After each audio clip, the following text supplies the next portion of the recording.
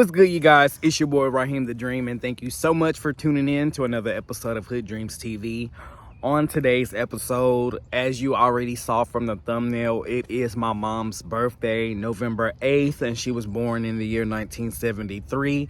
Her name is Josie Stromas, and we are going to keep her name alive by doing she actually passed, for those who don't know.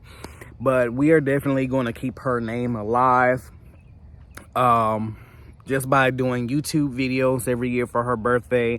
I'm also going to try to do something with a nonprofit that she created called Blessings in a Bag, where she wanted to feed the homeless. So hopefully in the next few years, there's something that I can actually really get up and get to get it off the ground, so that it's something that can happen every year. But yeah, if you're new to my channel, please go ahead and hit the subscribe button, and if you like this video, at the end of the video, just give it a thumbs up. You never know when you may be having to do one of these videos because your mom or dad or a loved one passed away, and you want to create a video dedicated to your loved one that's moved on. And so yeah, just subscribe, hit the like button, and just share this video if you're interested. But just to go ahead and get started, again, my mom's name was Josie Stromas, born November 8th, 1973. She had me, was she 20 or 19? I think she had me at 19. I have to go back and do the math. She was either pregnant with me at 19 and had me at 20, or either she had me at 19. But nevertheless, mom definitely got her here and made shit happen. I know I can remember up until the time that I was 3 years old. I remember me, her, and my real dad living together in a house back in my hometown called Eden, North Carolina. And the little town that we lived at the time was called Draper. And so I remember just like little memories of us being in that house. I can remember all the way back to 3 years old. And I remember they had bought me this big wheel. You know, the big trucks that the kids can get in and you push the pedal and they'll drive. So I remember them buying me one. That's one of two memories that I have at the age of 3. I also remember us moving. My mom and my dad had split, and my mom, she had went and got her own apartment. And I think I was maybe 4 at the time. And I remember for Christmas getting my first Nintendo. I don't know if you guys remember the big old fat gray Nintendos back in the 90s, but she got me one of those when I was like 4 years old. Age 5, we moved again. We got a house right beside our church, which was my granddad's church, called New Life Ministries. And again, we lived right beside the church. And this is also a dedication to my granddad, Bishop Willie C. Stromas, as well, because he just recently passed away this year. I want to say he passed away maybe about a month and a half ago, as of today, November 8th, 2023. And so this is also in dedication to you too as well, Granddaddy. We miss you and we love you. If you see my mom up there, give her the biggest hug for me, and y'all just party like rock stars up there. Tell God to hold a spot up there for me, because I'm ready. Well, I'm not ready to come just yet, but when I come, just know I'm coming, okay? But yeah, tell my granny hey for me as well, because granny, she passed away first. So yeah, this is dedication to all 3 of you guys. But moving on back to the story, some other memories that I have was, let's see, after 5, let me see, I got a Nintendo 64 at the age of 5 for Christmas. I remember having a bike and just waking up on Christmas and having both of those two things and being so excited. been super, super, super excited. From 5 years old, I remember my mom then dating and marrying my stepdad, Landy. And then they stayed married from, I think, me being age 5 or 6 to the time that I was like, I think maybe 17, 18.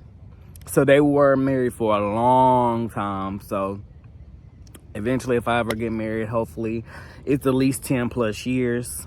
Well, I do plan to get married one day, but hopefully it's 10 plus or forever. The goal is forever, and I think mine will be forever, but you know, just have to wait and see. Y'all check back in with me in 10, 20 years, and I'll let you know how it's going. But let me see. From there, my parents, they I had a stepbrother that was brought into the marriage, who is also my cousin. Child, that's another story. But you know, it all worked out. And so in the marriage, they had a daughter together, which is my sister Shamanda. You guys see her in a lot of my videos. And then what else do I remember? Oh, after they had my sister Shamanda, we then my parents then started being foster parents. So we had well, first we adopted my little brother JJ. His name is Javen, but we call him JJ. We adopted him at age 2. Let me see. And then we also fostered a little boy. His name was Gigi. His parents did a really good job in getting themselves clean or whatever it took for them to get him back. And so he ended up going back to his parents. And then we adopted my little brother JJ's baby sister, because his biological mom had another baby, Diamond, and you also have seen her in our videos as well. They adopted her, I think, at age 1, the day she came out, or maybe it was the next day, but we got her, I think, like the next day, if not the same day. And so from there, they went on to foster other children. That's just something that my mom was real big on, was being a foster parent, because my mom was adopted as a child. I think like my mom's real family, I think, is somewhere up north, like in Delaware.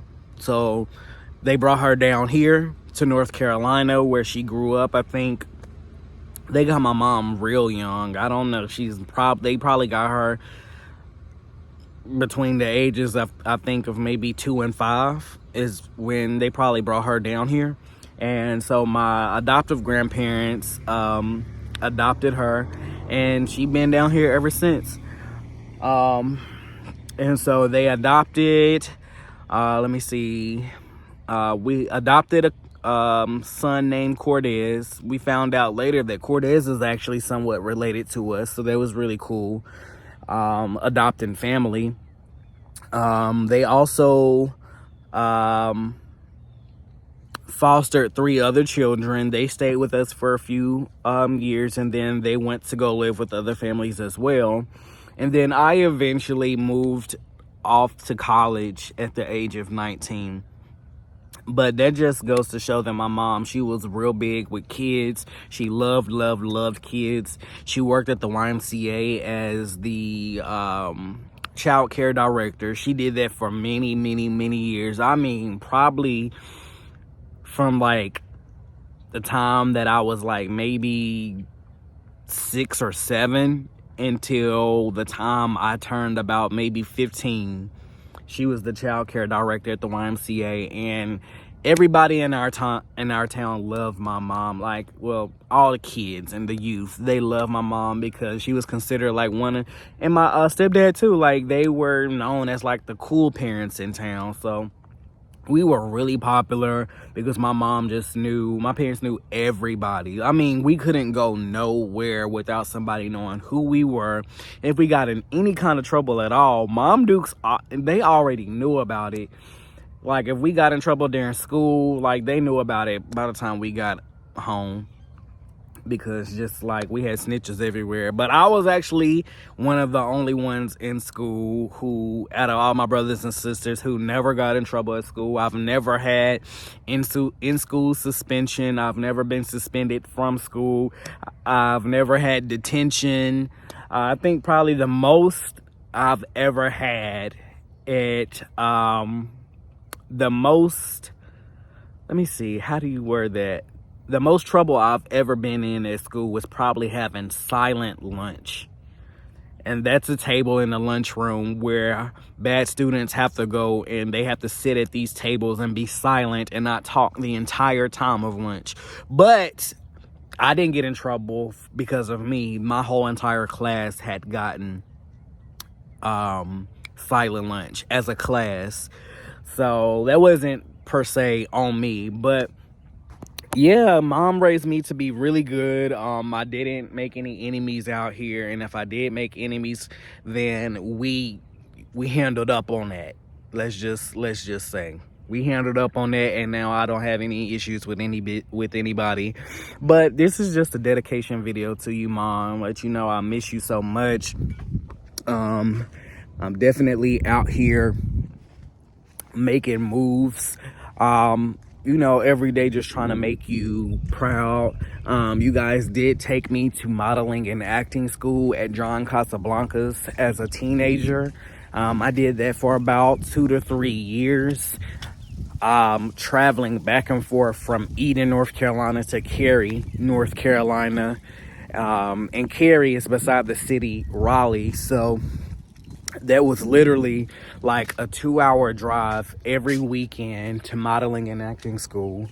And afterwards, I kind of just like let it go to the wayside. But within like the last year or two, I decided to get back into it. And now I have acting roles. I'm actually shooting a reality TV show. And I'm just going to keep doing what I can do to make my mom proud. But to Mom, I just want to let you know that I miss you so much. Like I said, when we meet again, I know we're going to have so much to talk about. And it's just going to be great vibes. I know it is. But I'm going to go ahead and close this out.